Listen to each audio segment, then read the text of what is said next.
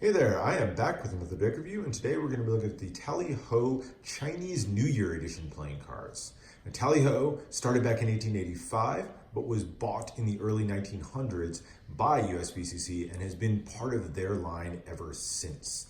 They're very well known for their linoid finish, and as a result of that and their back designs, they've been really popular, particularly among cardists and card flourishers.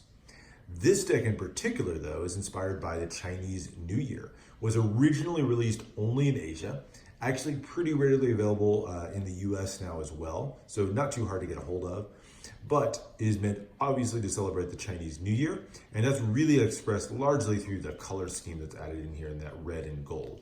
Both red and gold are very prominent colors within Chinese culture, red being a symbol of joy and good fortune. It's also very prominently used throughout the Chinese New Year celebrations. And so the gift that's most commonly exchanged is red envelopes that are filled with money. That's just a common tradition within Chinese New Year. And then gold or yellow is considered to be one of the most kind of prosperous colors, most prominent or prosperous colors, and is kind of what you might think of as like the color at the center of everything. It's kind of one of the most important and revered colors within Chinese culture. So red and gold really speak to the Chinese New Year. But let's take a look at how it comes to life here. Now the tuck case itself is a gold ink color to it, so a gold color to the tuck case, and then has a lot of red, gold, and white here on the front. So it's a pretty classic Tally-Ho design. So you got Tally-Ho very prominently there. Playing cards. This one has 2019 written in the corner. And then up here says in gold ink, special edition. You got that lotus blossom peeking up there, kind of part way out. And then a red border going all the way around. So very nice. It is also slightly embossed, so Tally-Ho here, as well as some of the lettering down here. So all the lettering that you see is very, very slightly embossed. You have a light embossing just to give it a little bit of texture and feel to it. Sides of the deck. One side says United States Playing Card Company, other side of the tuck, made in the USA. Bottom, you just have ad copy for the USPCC.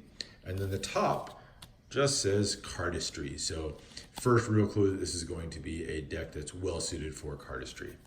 Back here is going to be the back design of the cards that we'll take a closer look at in a second. And then as you open it up, you've got gold on the inner flap here with just some ad copy, as well as on these inner flaps. And then you do have some printing down the interior of the tuck case with these lotus blossoms going all the way through. So it's a gold lotus blossom with a red center and going all the way down.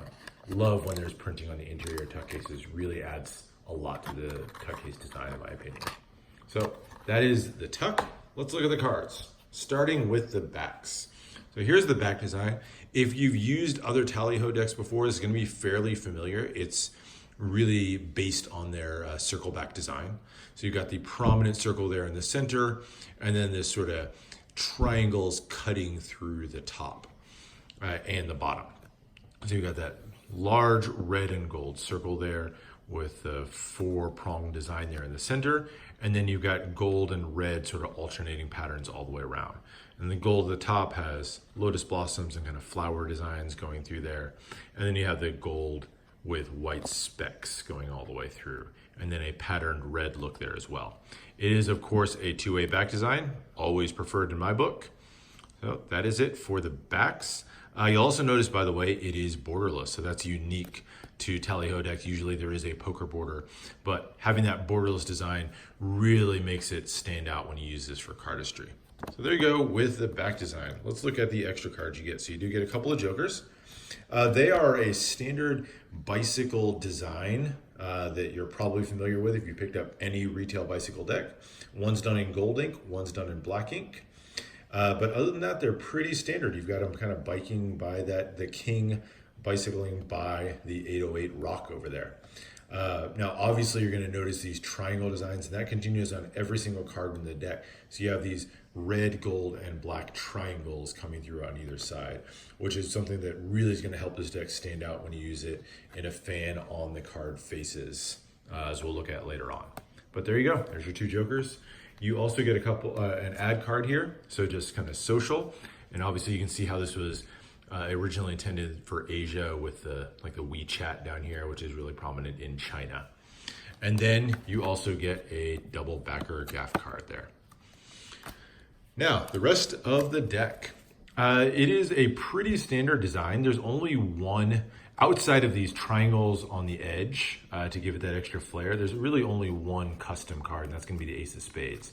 Now here it is, this tally-ho, very large at the top, and then has this beautiful ornate spade design in the center. So you've got lots of flourishes and scroll work framing up that spade. It says playing cards on these banners across the top. So really cool and well-designed, fancy spade pip there in the center. Has A. Doherty in honor of Tally-Ho founder Andrew Doherty, and then made in the USA at the bottom. Everything else though, other than those triangles in the corner, is gonna be pretty standard as you go throughout the entire deck. So gonna be very, very familiar pip placement and design. The courts are going to be slightly recolored, so they're gonna be done in red and gold, just matching with the theme. But otherwise, exactly the designs that you're used to, just in red and gold now. And then same thing, if I flip real quick, your red courts are gonna be more of the same. So just recolored in red and gold. They really do look nice. I do like the gold ink.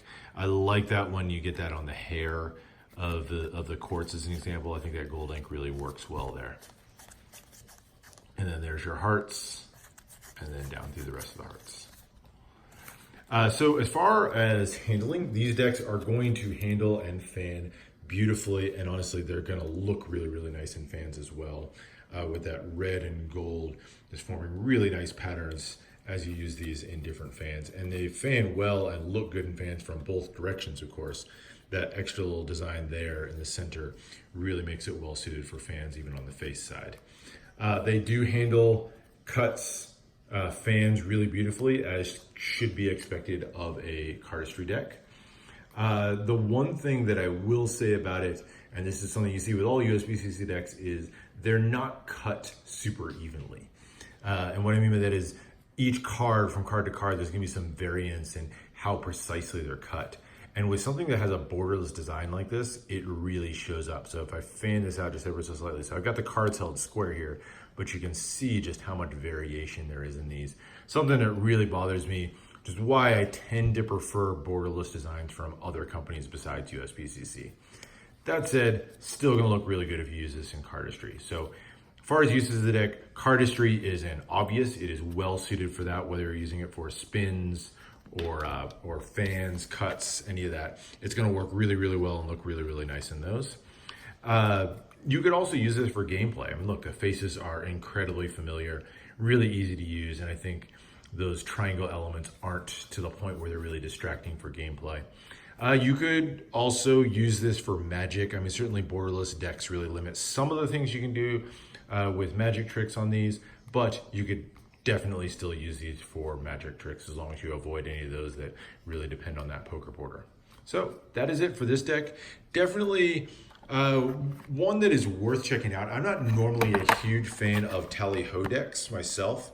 I don't have a ton of them. I think that Jackson Robinson does a few really cool designs, but as Tally-Ho decks go, this is one of, I think, the better and more unique designs with that borderless look to it. So I think it's a really well executed tribute to Chinese New Year through these decks. So that's my thoughts. Hope you enjoyed. Let me know if you have any other questions, decks you want to see. And don't forget to subscribe if you want to see more deck reviews and unboxings. I will always be back for more.